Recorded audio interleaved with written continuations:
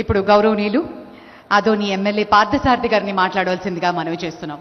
వేదికను అలంకరించినటువంటి పెద్దలు, గౌరవనీయులు మన గౌరవ ముఖ్యమంత్రి శ్రీ నారా చంద్రబాబు నాయుడు గారికి, గౌరవ ఉప ముఖ్యమంత్రి శ్రీ పవన్ కళ్యాణ్ గారికి, అలాగే వేదిక మీద ఉన్నటువంటి మంత్రులందరికీ, నా సహచర శాసనసభ్యులందరికీ, అధికారులకు, ఇక్కడ స్వర్ణాంధ్ర 2047వ డాక్యుమెంట్ రిలీజ్ చేసే సందర్భంలో వచ్చిన మీ అందరికీ కూడా పేరు పేరున నా నమస్కారాలు తెలియజేస్తా ఉన్నాను. స్వర్ణాంధ్ర 2047 ఆవిష్కరణ చారిత్రాత్మకం. ఈ ఆవిష్కరణ ద్వారా రాబోయే 23 సంవత్సరాల తర్వాత, అంటే మనకు స్వాతంత్రం 1947లో వస్తే 100 సంవత్సరాల తరువాత మనం ఎలా ఉండబోతున్నాము, మన సమాజం, మన రాష్ట్రం ఎలా ఉండబోతుంది, మన దేశం ఎలా ఉండబోతుంది అని ఊహించి దానికి అనుగుణంగా అడుగులేసే ఒక అద్భుతమైన సృష్టి ఈ స్వర్ణాంధ్ర 2047 ఆవిష్కరణ. మనకు స్వాతంత్రం వచ్చి 77 సంవత్సరాలైనప్పటికీ కూడా అపరిష్కారంగా ఉన్నటువంటి ఎన్నో సమస్యలను పరిష్కరించే దిశగా గౌరవ ముఖ్యమంత్రి చంద్రబాబు నాయుడు గారు ఆలోచన విధానాన్ని మేళవించి ఈరోజు మన ముందు ఆవిష్కరిస్తున్నటువంటి ఈ స్వర్ణాంధ్ర విజన్ డాక్యుమెంట్ లో పాలుపంచుకోవడం నాకు ఎంతో సంతోషంగా ఉంది. గౌరవ ప్రధానమంత్రి శ్రీ నరేంద్ర మోదీ గారి వికసిత భారత్ 2047 దేశం ఏ విధంగా రాబోయే 23 సంవత్సరాల్లో ముందడుగు వేయాల అనే మార్గదర్శకాన్ని చేసినటువంటి మోదీ గారి ఆలోచన విధానానికి అనుగుణంగా ఆంధ్ర రాష్ట్రంలో కూడా ఈ ఆవిష్కరణ జరుగుతూ ఉంది. అంతందుకు ఈరోజు రాష్ట్రాలు అభివృద్ధి చెందితేనే దేశం అభివృద్ధి చెందుతాదని మనకందరికీ తెలుసు. ఈ విధంగా రాష్ట్రాన్ని అన్ని విధాలుగా అభివృద్ధి చేసే దిశలో మనం ప్రయాణిస్తున్నటువంటి చంద్రబాబు నాయుడు గారికి ప్రత్యేకంగా మనం అభినందించాల్సిన అవసరం ఉంది. దేశం అభివృద్ధి, రాష్ట్రం అభివృద్ధి, రాష్ట్రంలో ప్రతి కుటుంబము, ప్రతి పౌరుడి అభివృద్ధి ద్వారానే సాధ్యమవుతుందనే ఆలోచన విధానాన్ని మనం అందరూ అర్థం చేసుకోవాల్సిందే. ఈ డాక్యుమెంట్ స్వర్ణాంధ్ర 2047 డాక్యుమెంట్కు 4 స్తంభాలుగా విద్య, ప్రతి ఒక్కరికి విద్య ఉండడం అయితేనేమి, ప్రతి ఒక్కరికి ఆరోగ్యం అయితేనేమి, అన్ని వర్గాల సాధికారత అయితేనేమి, సుపరిపాలన 4 స్తంభాల మీద తయారు చేసినటువంటి ఈ విజన్ డాక్యుమెంట్ని ప్రతి ఒక్కరూ ప్రశంసించాల్సిన అవసరం ఎంతైనా ఉంది. ప్రతి ఒక్కరికి, ప్రతి బాలుడికి, ప్రతి విద్యార్థికి విద్య వండి తీరాల.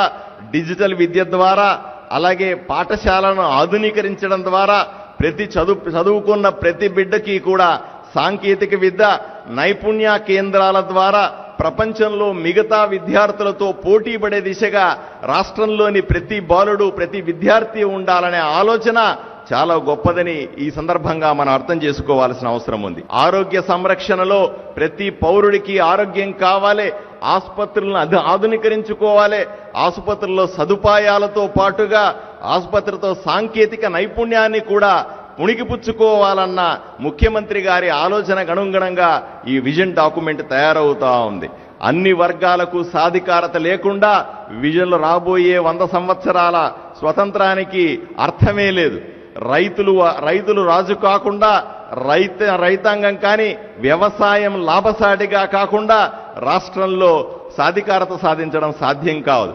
ఎంతో మంది ఉత్సాహం లేని విధంగా ఉన్నటువంటి యువతకి తిరిగి పునర్జీవనం, ఉత్సాహాన్ని పెంచే దిశగా మనం చేయాల్సిన పనులు ఎన్నో ఉన్నాయి.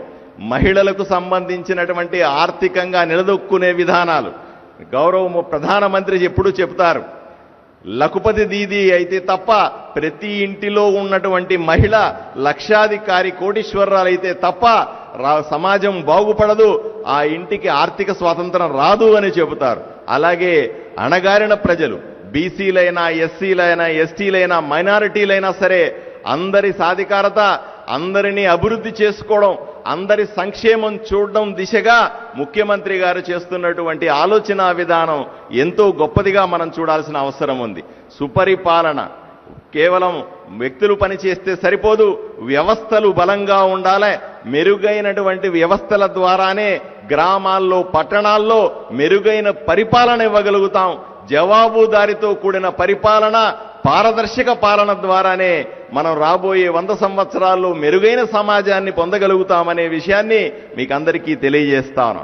ఈ సందర్భంలో నేను నమ్ముతా ఉన్నాను, మన రాష్ట్రం అన్ని వర్గాల ప్రజల సహకారంతో, శ్రీ ముఖ్యమంత్రి చంద్రబాబు నాయుడు గారి ఆలోచన విధానంతో, శ్రీ ప్రధానమంత్రి నరేంద్ర మోదీ గారి మార్గదర్శకత్వంలో తప్పనిసరిగా అభివృద్ధి చెందుతుందని, డాక్యుమెంట్లో ఏవేవైతే అంశాలు పెట్టామో 10 అంశాలతో పాటుగా ఎంతో సుదీర్ఘ ఆలోచనతో ముఖ్యమంత్రి గారి అనుభవంతో పెట్టినటువంటి అన్ని అంశాలు కూడా నెరవేరుతాయని, రాబోయే తరాల కోసం ముఖ్యమంత్రి గారు కలలు కంటున్నటువంటి స్వర్ణాంధ్ర 2047 విజన్ ఏదైతే ఉందో, ఒక ఆలోచన ఏదైతే ఉందో, ఈ మహాయజ్ఞంలో భాగస్వాములు కావాల్సిందిగా ఎంతో సుదీర్ఘ ఆలోచనతో ముఖ్యమంత్రి గారి అనుభవంతో పెట్టినటువంటి అన్ని అంశాలు కూడా నెరవేరుతాయని, రాబోయే తరాల కోసం ముఖ్యమంత్రి గారు కలలు కంటున్నటువంటి